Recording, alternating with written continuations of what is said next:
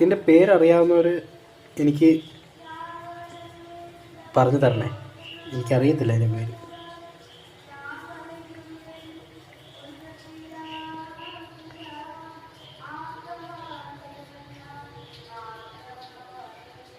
ഇതിൻ്റെ പേരറിയാവുന്നവർ എനിക്ക് ഇതിൻ്റെ പേരൊന്ന് പറഞ്ഞു തന്നാൽ മതി.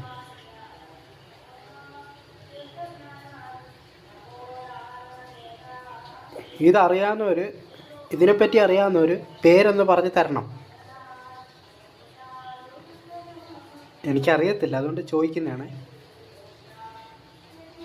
ഞാൻ മലയാളിയാണ്.